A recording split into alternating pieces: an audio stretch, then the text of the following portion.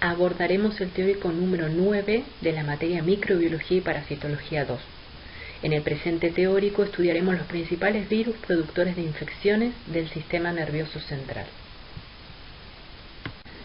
Los objetivos del presente teórico son conocer los principales agentes virales asociados a infecciones del sistema nervioso central, reexaminando los mecanismos patogénicos asociados y comprender el diagnóstico, la epidemiología y la profilaxis de dichas infecciones basados en su patogénesis. En esta imagen se pueden observar varios ejemplos de virus que infectan el sistema nervioso central, algunos de ellos afectando a más de un tipo celular. La encefalitis es la inflamación del cerebro. Algunos de los signos y síntomas asociados a una encefalitis son inflamación del tejido encefálico, fiebre, cefaleas, estupor, excitabilidad, convulsiones y pérdida de la conciencia. Puede tener muchas causas, pero la más frecuente es una infección viral. Dichas encefalitis virales podemos clasificarlas según su duración en agudas o persistentes. Dentro de las encefalitis virales agudas, las causas más frecuentes son virus herpes simplex 1, virus varicela zoster, virus del nido occidental, virus de la encefalitis de San Luis, el virus Epstein-Barr y el virus herpes humano 6. En la clase de hoy vamos a detenernos en los tres primeros agentes virales. Como ustedes ya saben, el virus herpes es un virus con genoma ADNA que pertenece a la familia Herpesviridae, produce infecciones persistentes, latentes, donde la clínica está representada por vesículas en piel y mucosas, queratoconjuntivitis y como complicación encefalitis herpética. Es una infección viral con alta prevalencia a nivel mundial. De hecho, el 67% de la población mundial menor de 50 años está infectada con este agente viral y es el reservorio de este virus en la naturaleza. El contagio se da por contacto directo con piel o mucosas donde se está produciendo una infección productiva. Dicho contagio puede darse también a partir de fomites. La puerta de entrada son la piel y las mucosas, donde el virus realiza una infección productiva a partir de la cual se produce la diseminación de la infección por transporte intraaxonal retrógrado al cuerpo de la neurona. Allí el genoma viral puede quedar en estado latente, en forma episomal, dentro del núcleo neuronal durante periodos prolongados de tiempo. Al producirse una reactivación, el virus despierta de esa latencia y viaja por el axón hacia el epitelio, donde comienza con un nuevo ciclo de replicación viral en las células epiteliales. Es así como herpes alcanza el exterior y puede ganar otro hospedador. En algunas ocasiones, cuando el herpes despierta de esa latencia, viaja hacia el sistema nervioso central, donde puede causar una encefalitis herpética. En el sistema nervioso central se pueden encontrar un infiltrado inflamatorio, obviamente neuronas infectadas y fagocitosis de esas neuronas por parte de la microglía. Como mencionamos anteriormente, la encefalitis herpética se da por el transporte retrógrado a través del nervio olfatorio o del nervio trigémino o incluso por diseminación hemática. También puede darse este cuadro neurológico en una primoinfección por herpes. No necesariamente tiene que ser una reactivación. Es una afección grave que presenta alta mortalidad y en la mayoría de los casos está producido por herpes simplex de tipo 1.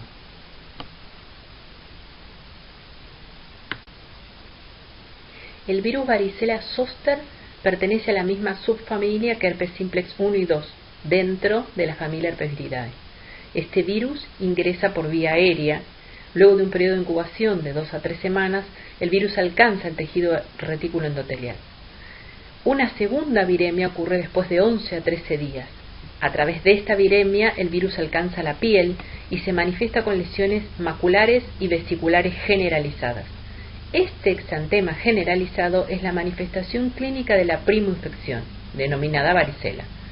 Luego de permanecer en forma latente en los ganglios sensitivos, alrededor de un 15% de los individuos reactivan la infección, migrando el virus por vía axonal a la piel en una extensión dermatomal, denominada zóster. En esta gráfica se muestra el número de casos notificados en Argentina según el grupo etario en el periodo 2009-2013. Cabe destacar que el grupo etario más afectado es entre los 2 y 9 años de edad. Debido a esto es que a partir del año 2015 la vacuna contra la varicela fue incluida en el calendario nacional de vacunación de nuestro país, en un esquema de dosis única a los 15 meses de vida. Como dijimos anteriormente, el virus varicela zoster en la primoinfección produce un exantema generalizado, luego del cual entra en estado de latencia. Luego de permanecer en forma latente en los ganglios sensitivos, alrededor de un 15% de los individuos reactivan la infección, migrando el virus por vía axonal a la piel en una extensión dermatomal, lo que se denomina zóster. Tanto a partir del exantema de la primera infección como del zóster en la reactivación se produce el contagio del virus. Dentro de las complicaciones de la infección con el virus varicela zoster podemos mencionar cutáneas como la celulitis, complicaciones hematológicas, neumonía dentro de las viscerales y las más importantes que son las neurológicas. Dentro de las complicaciones neurológicas está la encefalitis, que tiene de un 5 a un 20% de mortalidad, meningitis y mielitis. El virus del Nilo occidental es un virus con genoma RNA que pertenece al género Flavivirus de la familia Flaviviridae. Es una infección endemoepidémica con mortalidad variable. Los hospedadores habituales en el ciclo natural de la infección son las aves y los mosquitos. Es por esto que la distribución es dependiente de la migración de las aves. Pero este virus también puede infectar humanos y caballos, los cuales son tomados como hospedadores finales, es decir, un organismo que generalmente no permite la transmisión al huésped definitivo, impidiendo así que el virus complete su ciclo en la naturaleza. Las personas y los caballos pueden infectarse, pero el nivel de virus en su sangre no llega a ser lo suficientemente alto como para transmitir la infección a los mosquitos que los pican. Los casos fundadores de la infección por este virus en América datan del año 1999, cuando fue detectado en aves de la ciudad de Nueva York. En nuestro país, los primeros casos se detectaron en aves silvestres en el año 2004 y al año siguiente ya el virus fue detectado en ganado equino. La infección comienza cuando un mosquito infectado con el virus pica e introduce este agente en el nuevo hospedador. El virus del Nilo oriental infecta en el sitio de ingreso a los queratinocitos y células de Langerhans. Luego, en los nódulos linfáticos locales, replica en células dendríticas y macrófagos, y mediante diseminación hemática llega a riñón y vaso. Luego de la replicación viral en estos órganos, se produce una viremia secundaria, a través de la cual el virus puede llegar al sistema nervioso central y atravesar la barrera hematoencefálica. Actualmente hay varios mecanismos propuestos para la neuroinvasión del virus del Nilo occidental. Los dos principales son el ingreso al sistema nervioso central desde la periferia por vía axonal retrógrada y el ingreso por vía hematógena a través de la barrera hematoencefálica. Después de la entrada del virus al sistema nervioso central, este infecta directamente las neuronas, con una predilección por las células en las regiones subcorticales, incluidos los ganglios basales, el tálamo, el mesencéfalo y el cerebelo. El virus también puede infectar las neuronas motoras del asta anterior de la médula espinal. La lesión en estas regiones subcorticales da como resultado las características distintivas de la encefalitis por el virus del Nilo occidental, que pueden incluir un estado mental alterado, características parkinsonianas como el temblor, rigidez, ataxia y parálisis flácida aguda.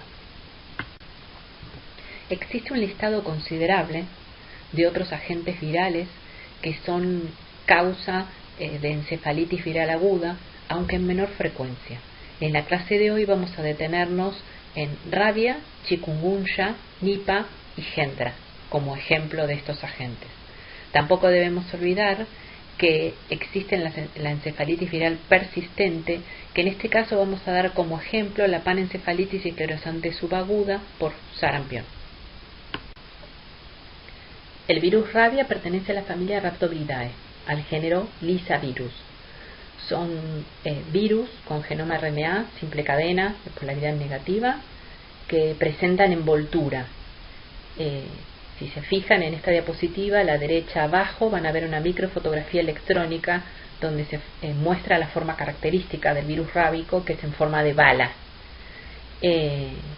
Lo que van a ver también acá es, hacia la izquierda, abajo, una técnica de detección de corpúsculos de Negri con colorantes inespecíficos, realizada sobre tejido del sistema nervioso central, tejido fresco del sistema nervioso central. Esos corpúsculos de Negri, que son característicos del virus rabia, están formados por la proteína celular TLR3 y por las proteínas virales N y P y por RNA doble cadena. El diagnóstico de la infección por rabia puede ser antemortem, en muestras de saliva, líquido cefalorraquídeo o biopsia de piel de nuca, o puede ser un diagnóstico post-mortem, que directamente se realiza sobre muestras del sistema nervioso central. Se puede detectar el antígeno rábico por inmunofluorescencia directa o a través de pruebas biológicas en ratones o cultivos celulares. También se puede hacer detección de anticuerpos neutralizantes específicos para el virus rábico o últimamente lo que se hace es la detección del ácido nucleico del virus de la rabia, tanto sea por reacción de cadena de polimerasa con transcripción inversa o por PCR en tiempo real. Según datos de la Organización Mundial de la Salud, la rabia produce entre 30.000 y 70.000 muertes al año.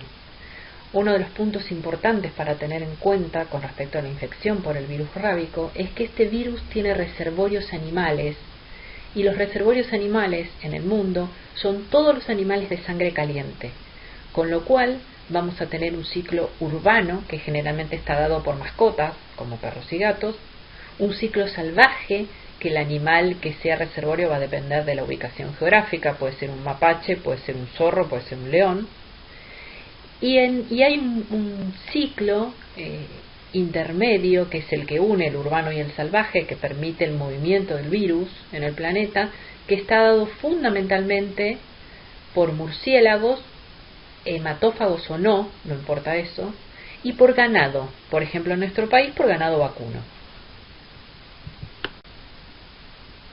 Estos son datos de la Organización Mundial de la Salud, donde se muestra en este mapa el riesgo de contacto de humanos con el virus rábico en el año 2013.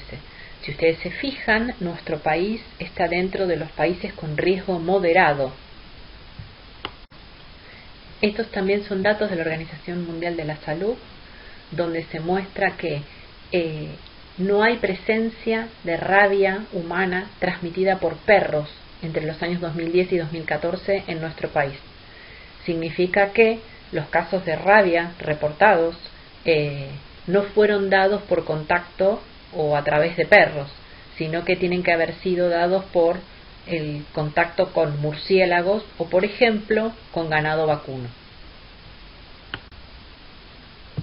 Este es un estudio realizado por la Dirección de Epidemiología del Ministerio de Salud de la Nación, donde se grafica el número de casos de rabia animal entre los años 2012 al 2017 acá en nuestro país. Y si ustedes observan, van a ver que el mayor porcentaje de casos de rabia detectado se dio en murciélagos y en bovinos. La modalidad más común de la transmisión del virus de la rabia es mediante la mordedura y la saliva que contiene el virus de un huésped que está infectado. Sin embargo, en raras ocasiones se ha documentado la transmisión mediante otras rutas, como la contaminación de las membranas mucosas, por ejemplo los ojos, la nariz o la boca, la transmisión por partículas anatransportadas y en algunos casos hasta trasplante de órganos, como la córnea, por ejemplo. El virus ingresa entonces a través de estos mecanismos, replica en el sitio de ingreso, por ejemplo en el músculo, en el sitio de la mordedura. A través de esa replicación el virus puede acceder a las terminales nerviosas del sistema nervioso periférico y de ahí se disemina por vía axonal retrógrada a una velocidad entre 8 y 20 milímetros por día, con lo cual, dependiendo de la distancia entre la mordedura y el sistema nervioso central, es el periodo de incubación de esta enfermedad. Es decir, no es lo mismo que el perro, por ejemplo, muerda en el cuello que nos muerda en el tobillo. La replicación viral en esas raíces dorsales y el ascenso por médula espinal termina con la infección del cerebro, cerebelo y otras estructuras del sistema nervioso central. Una vez que llega allí el virus y replica en el sistema nervioso central, el virus luego se disemina en modo centrífugo desde el cerebro hacia otros tejidos, tales como ojos, riñón y glándulas salivales. Una vez que el virus llega a glándulas salivales y replica en glándulas salivales, es ahí como puede volver a transmitirse a través de la saliva, por ejemplo, en una mordedura. Hay dos formas clínicas de la rabia. La encefalítica, también denominada rabia furiosa, que se da en el 80-85% de los casos, y la forma paralítica. La enfermedad progresa en 5 estadios clínicos con mucha variabilidad, de acuerdo a la extensión de la mordedura, la cantidad de secreción en la misma y la proximidad de ésta al sistema nervioso central. Esas etapas son la de incubación, de 10 días, incluso hasta un año, aunque el promedio es de 20 a 60 días. El periodo de incubación, dijimos en la diapo anterior que dependía mucho del lugar del ingreso del virus al organismo. Dijimos, como ejemplo, no es lo mismo que un perro que está con rabia me muerda en el tobillo a que me muerda en el cuello. Después viene el periodo prodrómico, que comienza de 2 a 10 días post-exposición y dura entre un día a 2 semanas, y es característico por la presencia de síntomas tipo gripales. Puede también haber dolor o entumecimiento en el sitio de la mordedura. Luego viene el síndrome neurológico agudo, que comienza de 2 a 7 días después de los prodromos, y el paciente presenta salivación excesiva, vértigo, agitación, alucinaciones, manía alternando con letargo, hidrofobia y puede presentar también rigidez de nuca. Luego de esto llega el coma, de 7 a 10 días después del inicio del síndrome neurológico agudo.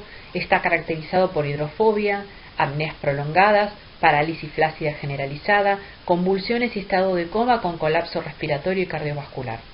La muerte llega de 2 a 3 días después de la parálisis y puede demorarse con medidas de sostén, pero la recuperación es extremadamente infrecuente.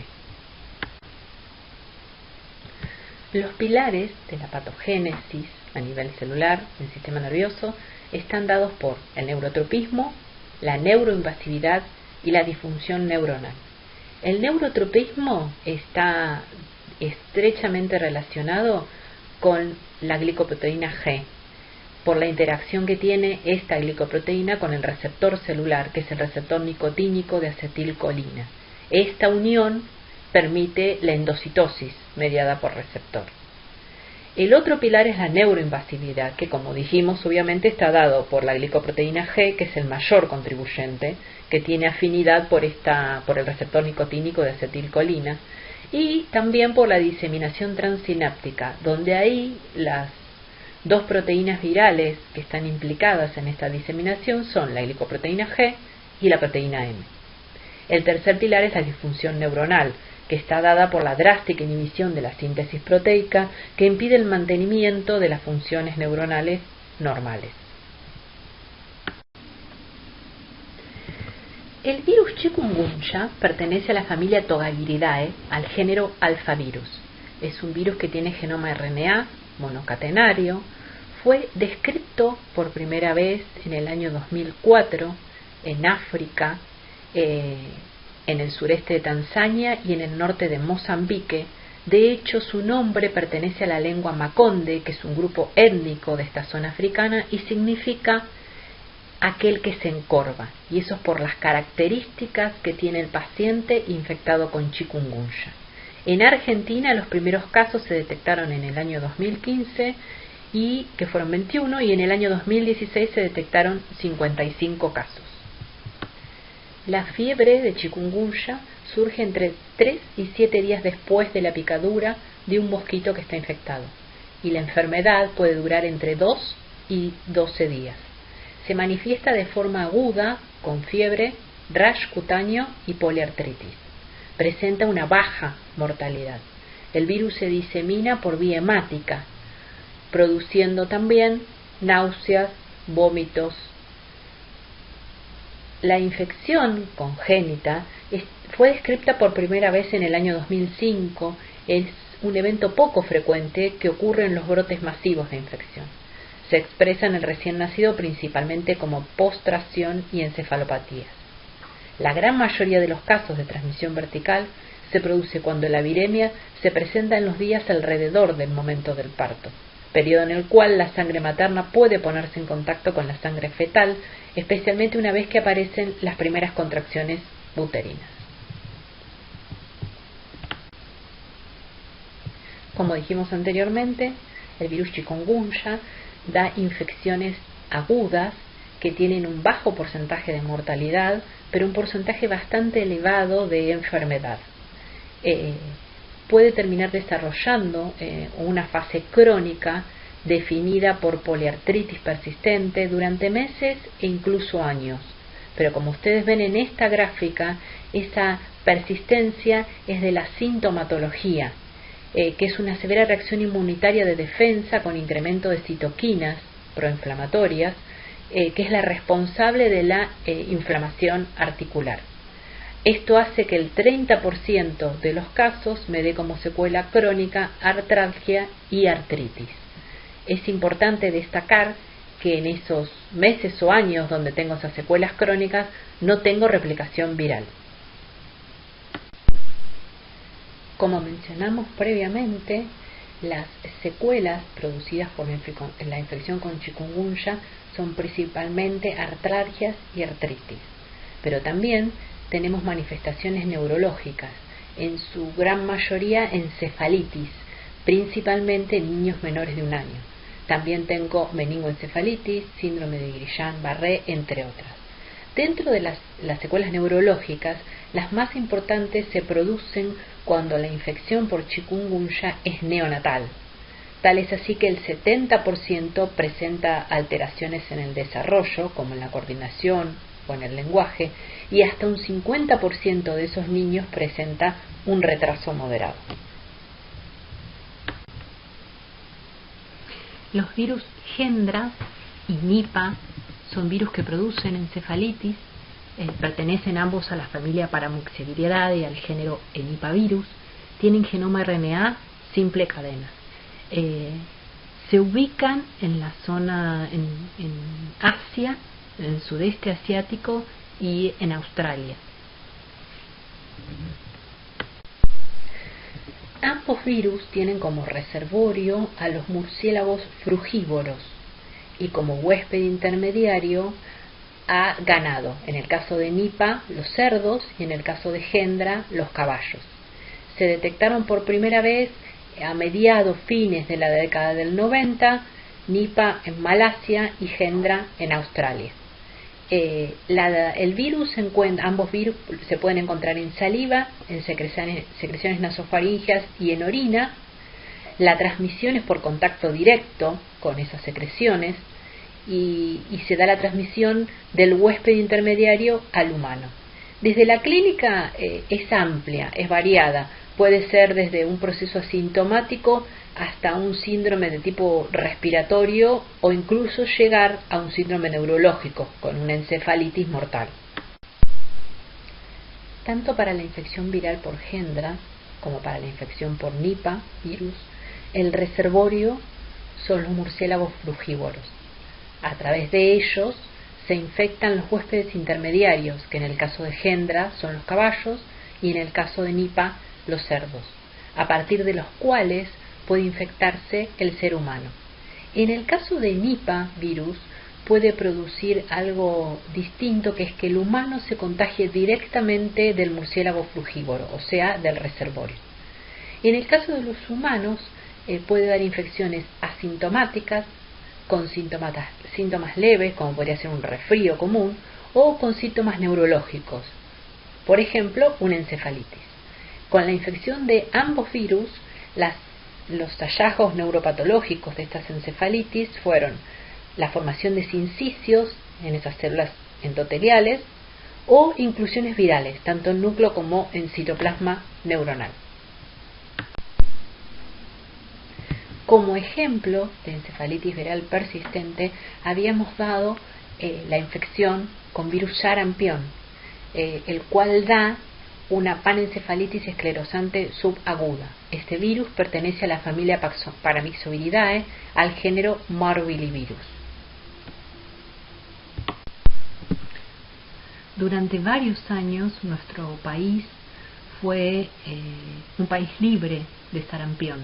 De hecho, hubo, a partir del 2009, solamente se registraban casos importados, y ya en el 2010 se empezaron a registrar, además de esos casos importados, casos relacionados a la importación. En el 2018 se empezaron a registrar un aumento en el número de casos en América, sobre todo en países como Venezuela, Brasil y los Estados Unidos. Aún así, Argentina seguía siendo un país libre de casos propios, autóctonos de sarampión.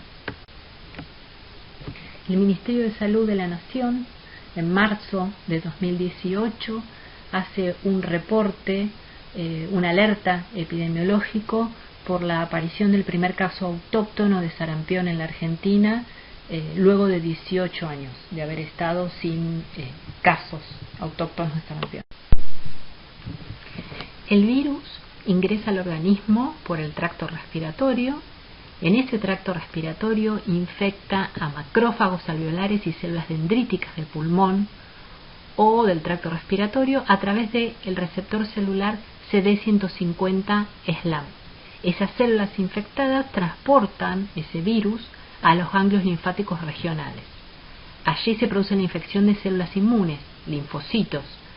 Al replicar en esos linfocitos se produce la viremia, la diseminación de la infección a todos los órganos linfáticos como vaso, timo, apéndice, amígdalas, y cuando se produce esa viremia y esa liberación de esos linfocitos CD150 positivos infectados, las células inmunes infectadas transmiten el virus a las células epiteliales del tracto respiratorio a través de la membrana vasolateral, ya que en esa membrana vasolateral de ese tracto respiratorio se encuentra una molécula que es la molécula nectina 4, que es otra de las que el virus sarampión utiliza como receptor.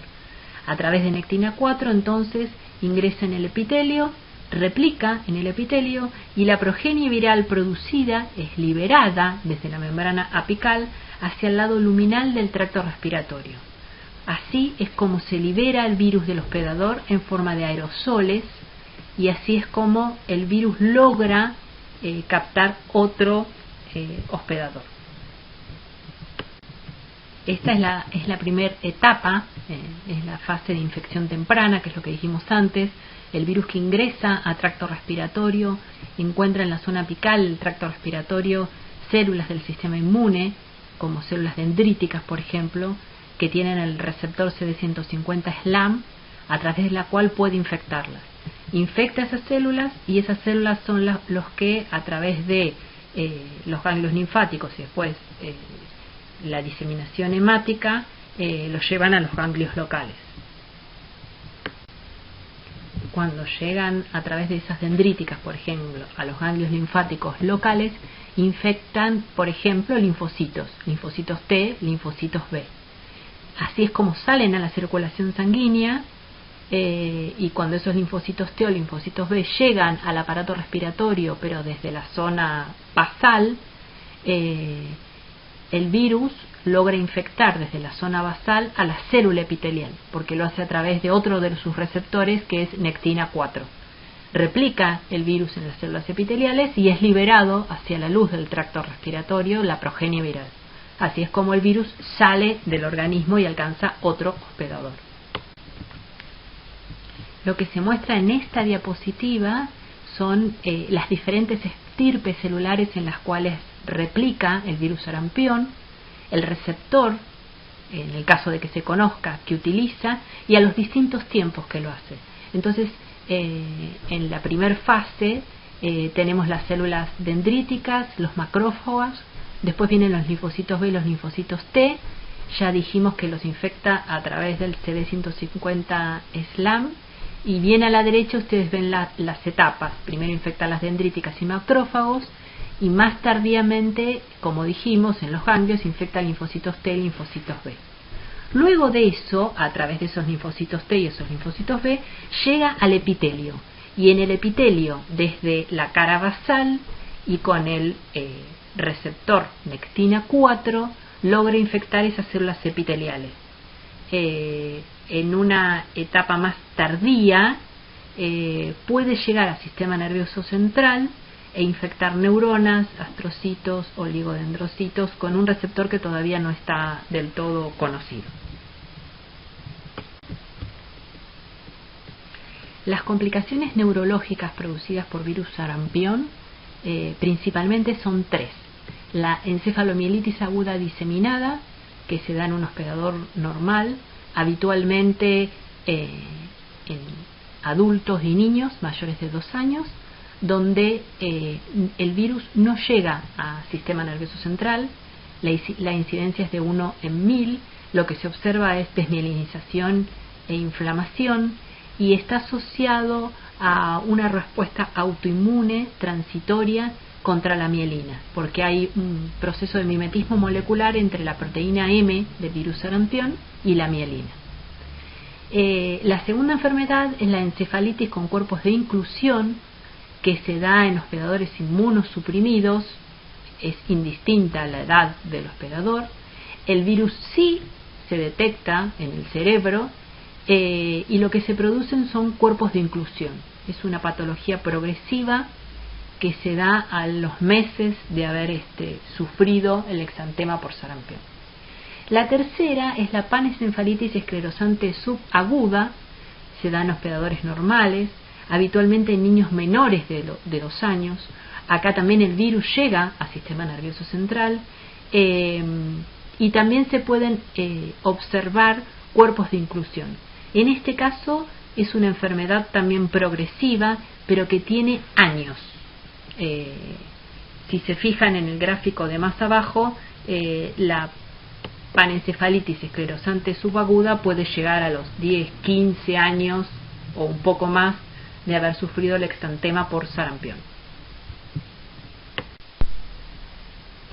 Este es un trabajo que se realizó en el año 2003 en el Hospital de Niños de la Ciudad de Buenos Aires, un grupo de investigación de la doctora Mischenko, donde estudiaron un gran número de casos de panencefalitis esclerosante subaguda. Lo que ellas pudieron determinar es que, como dijimos anteriormente, es una infección persistente, que encontraron que había neuronas, oligodendrocitos y astrocitos infectados, que no estaba asociado a defectos inmunes específicos asociados, y que la diseminación viral se producía de célula a célula solamente con las nucleocápsides, es decir, el virus no tenía una buena salida ni una buena brotación de esa célula. Entonces se encontró que había una expresión disminuida o nula de las proteínas virales de envoltura por acumulación de mutaciones o de hipermutaciones en esos genes. Esto es lo que producía que después de 10, 12, 15 años después del exantema de acumulación de expresión de proteínas en esas neuronas, se produjera esta panencefalitis esclerosante subaguda. Además de las encefalitis virales, en esta clase debíamos ocuparnos de los síndromes meningios. Lo que se observa es inflamación de las leptomeninges, fiebre, fotofobia, náuseas y vómitos, rigidez de nuca y síndrome de hipertensión endocraniana. Vamos a dar algunos ejemplos de virus que producen síndrome benigno. Son varios los virus que producen meningitis agudas. Las causas más frecuentes son los enterovirus como Coxsackie, Ecovirus, enterovirus 6871, virus herpes simplex 2, virus transmitidos por artrópodos como por ejemplo el Zika, el chikungunya y el virus de la inmunodeficiencia humana HIV. Dentro de las causas menos frecuentes están el virus de parotiditis, el varicela zoster, virus Epstein-Barr y virus sarampion. Más adelante vamos a detenernos en los tres primeros virus que están en la lista de las causas más frecuentes. En esta tabla podemos ver un listado de los enterovirus como polio, Coxsackie A, Coxsackie B, ecovirus y enterovirus 6871 con los cuadros clínicos que producen, donde uno de los cuadros clínicos más frecuentes es la meningitis. La tasa de ataque de los enterovirus es mayor en los niños, se transmiten por vía fecal-oral, no hay reservorio animal para estos virus y presentan un comportamiento estacional, donde su prevalencia es mayor en verano. Los síntomas son fiebre alta, convulsiones, somnolencia, temblor generalizado y dificultad para coordinar los movimientos. Los enterovirus ingresan al organismo a través de la boca y vías respiratorias. Replican en orofaringe y amígdala o en el intestino. Y desde estos órganos es que pasan a la sangre, produciendo una viremia primaria, a partir de la cual pueden infectar otros órganos. A través de esa viremia llegan a la barrera hematoencefálica y logran infectar sistema nervioso central. Cuando los enterovirus llegan al sistema nervioso central, pueden producir la apoptosis de esas neuronas infectadas, como por ejemplo vemos en esta diapositiva, donde en la foto de arriba a la izquierda vemos la replicación de Coxsackie B en neuronas, teñido con verde fluorescente, arriba a la derecha teñido con rojo la actividad de caspasa 3 en neuronas, y en la unión de ambas marcaciones podemos ver abajo la apoptosis de las neuronas infectadas con ese virus Coxsackie B.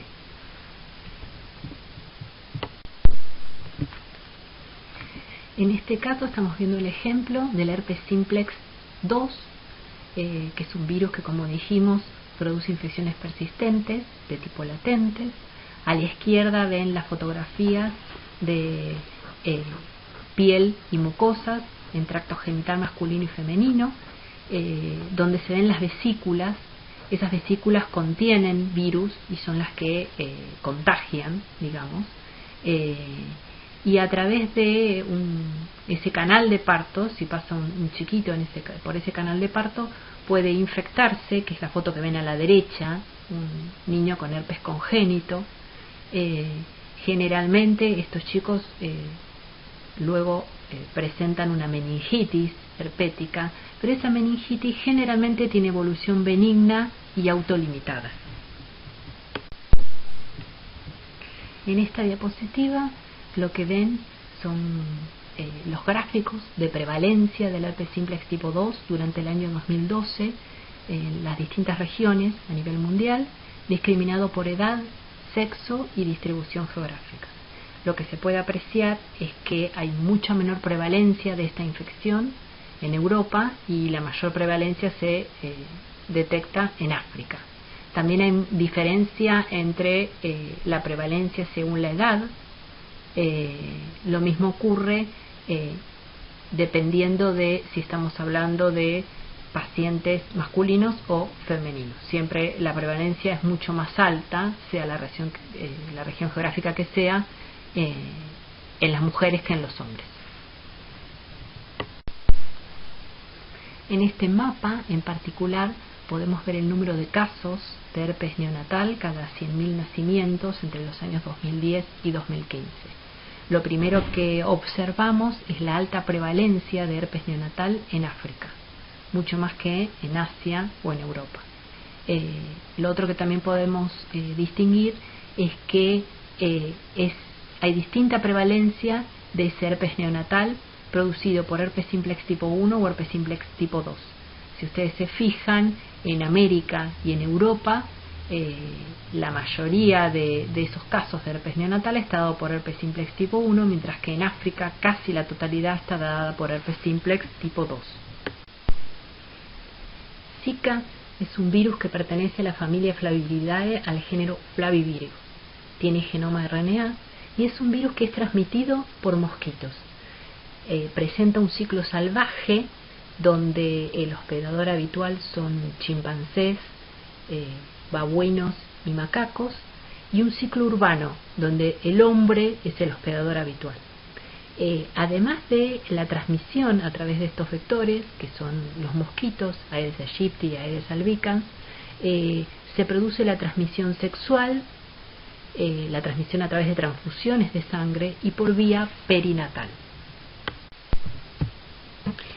Este virus se detectó, se reportó por primera vez a finales de la década del 40 en África Central, en Uganda, luego a mediados de la década del 50 ya en Nigeria y ya para mediados de la década del 60 en el sudeste asiático. De allí luego, alrededor del año 2014, se registró en las islas del Pacífico y ya para el 2015 se registró en América Central y en Brasil. Esta distribución se fue ampliando a lo largo de todo el planeta y ya para enero del 2016, que es lo que ven en el mapa abajo a la derecha, la distribución que tenía el virus Zika era mundial. Esto que le mostramos acá son 3 mapas de Sudamérica, década del 30, década del 70 y 2011, donde se ve la distribución de uno de estos vectores del mosquito Aedes aegypti. Si ustedes se fijan, para la década del 70, debido a la gran campaña que habían llevado varios de los países para extinguir o para bajar la carga de esta especie, casi no había distribución de este mosquito en América del Sur. Si ustedes se fijan, ya para el 2011 esto se había revertido y casi teníamos la misma distribución que para la década del 30. Las infecciones virales que son transmitidas por Aedes aegypti, dengue, fiebre amarilla, la que estamos hablando ahora, sufrieron esta misma distribución, los casos. Hubo una gran cantidad de casos en 1930, muchísimo menos en el 70 y volvieron a aumentar en el 2011. Esto es porque, lo que decíamos antes, las infecciones virales que son transmitidas por estos vectores, la distribución depende pura y exclusivamente de la ubicación de estos vectores.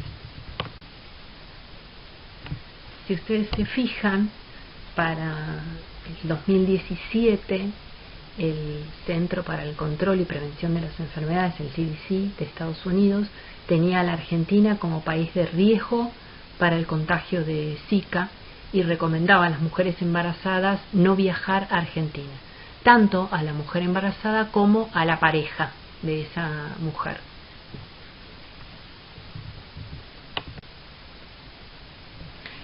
En noviembre del año 2016 se confirmó la primera muerte por Zika en nuestro país. Se trataba de un bebé de 10 días que nació con microcefalia y otras malformaciones asociadas con la enfermedad, y eso es porque, como dijimos anteriormente, Zika se transmite de manera perinatal. Además de los síntomas que puede dar a la infección con virus Zika, como conjuntivitis seca, fiebre alta, dolores musculares y de cabeza, náuseas y vómitos y erupciones en la piel, lo que es importante son las complicaciones neurológicas que se dan a causa de esta infección viral. Hoy en día se sabe que el virus Zika infecta las células progenitoras neuronales, produciendo la detención del ciclo celular, disfunción génica y muerte. Esto no solamente muestra una disminución en el número de neuronas, sino también un deterioro en la neurogénesis y en la sinaptogénesis tras la infección con el virus Zika. Es así como hoy se sabe que la infección de la madre con virus Zika en cualquier etapa del embarazo hace que a través de la vía hematógena se produzca la transmisión del virus al embrión o feto a través de la placenta. El virus infecta la placenta y puede causar insuficiencia en esa placenta. Se sabe ya que tiene neurotropismo y los efectos adversos potenciales son la microcefalia, retraso en el crecimiento intrauterino, anormalidades oculares, muerte fetal y efectos a largo plazo, en realidad hasta ahora algunos de ellos desconocidos. Bueno, ¿cómo se hace diagnóstico virológico de todas estas infecciones que pueden causar encefalitis o meningitis? La muestra principal que se toma es líquido cefalorraquídeo a través de una punción lumbar, salvo en el caso de polio, que lo que se toma es una muestra de materia fecal. Ustedes saben que el diagnóstico virológico puede ser directo, si lo que yo busco es el agente, o indirecto, si lo que busco es la respuesta inmune contra ese agente. En el caso de diagnóstico directo, en general se hace detección o búsqueda del genoma viral por técnica de PCR, RT-PCR. Lo que vemos aquí es a la derecha una foto de un gel de agarosa donde se muestra un producto de amplificación por una PCR.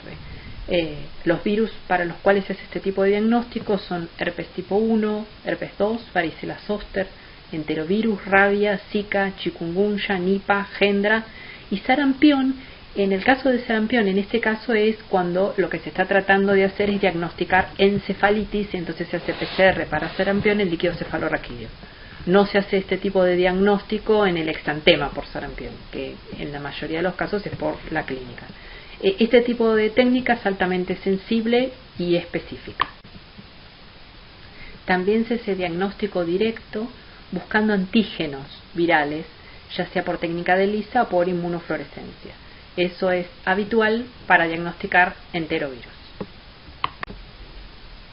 En cuanto al diagnóstico indirecto de estas infecciones virales, se hace, por ejemplo, la detección de inmunoglobulina M en líquido cefalorraquídeo a través de la técnica de ELISA para diagnosticar al virus del Nilo Oriental. Se hace detección de inmunoglobulina G también en líquido cefalorraquídeo por ELISA o por inmunofluorescencia para hacer diagnóstico de la panencefalitis esclerosante subaguda por sarampión. Y detección de inmunoglobulina G también en líquido cefalorraquídeo por ELISA, neutralización o reducción de placas en el caso de diagnóstico de rabia. ¿Cómo es la profilaxis y tratamiento de estas infecciones virales? En el caso de las infecciones por herpes simplex tipo 1 y tipo 2, no tenemos profilaxis ni activa ni pasiva en humanos, pero sí tenemos tratamiento bastante efectivo con un antiviral como el aciclovir.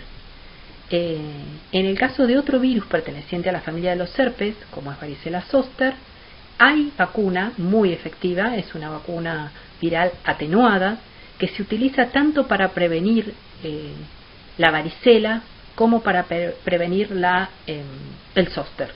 La diferencia es la cantidad de unidades formadoras de placa que tiene cada una de las vacunas. La de varicela tiene 1350 y la que es para zoster tiene 19400.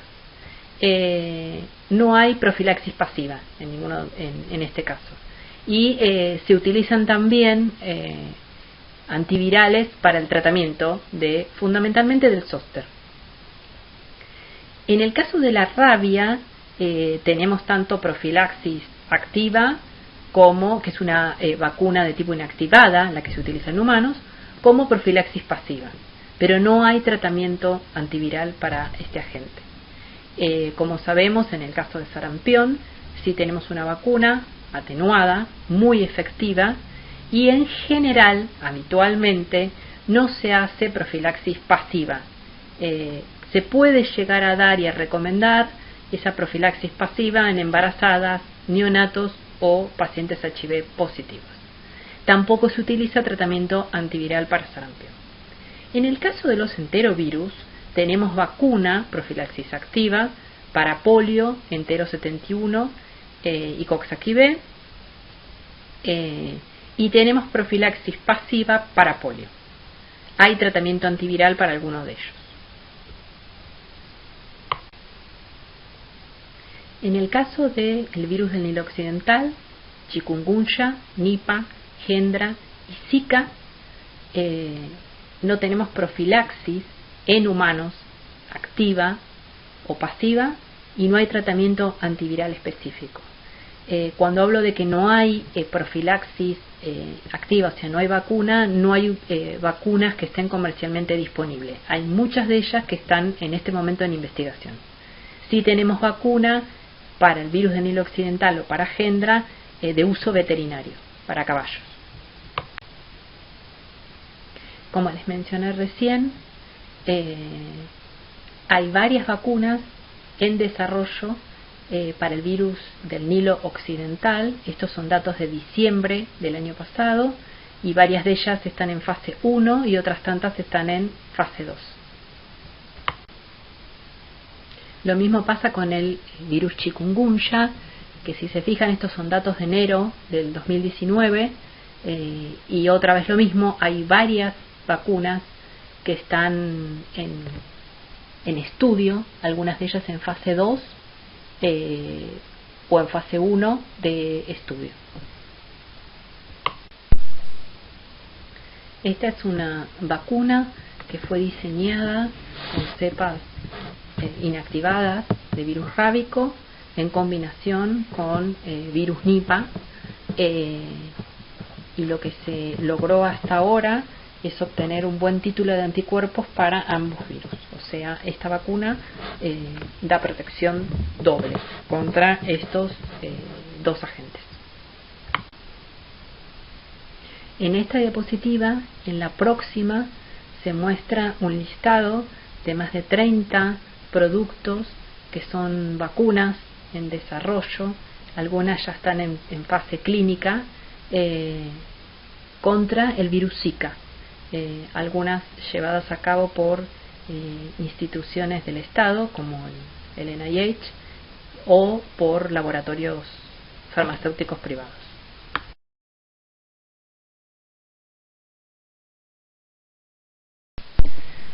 Algunos virus pueden producir encefalitis, meningitis o meningoencefalitis, donde el más frecuente productor de encefalitis es el herpes simplex 1 y el más frecuente productor de meningitis son los enterovirus y el virus herpes simplex 2. La progresión hacia el sistema nervioso central puede ser intraaxonal o hemática. Los virus productores de infecciones del sistema nervioso central pertenecen a muy diversas familias virales y pueden infectar al hospedador por vía respiratoria, transcutánea, entérica y o vertical. La profilaxis activa y o pasiva solo está disponible para algunos de estos virus mencionados. Los métodos de diagnóstico que se utilizan pueden ser directos y o indirectos según la enfermedad, y si bien el líquido cefalorraquídeo es la muestra de elección para la mayoría de los virus causantes de encefalitis, meningitis, en el caso de polio debe obtenerse una muestra de materia fecal.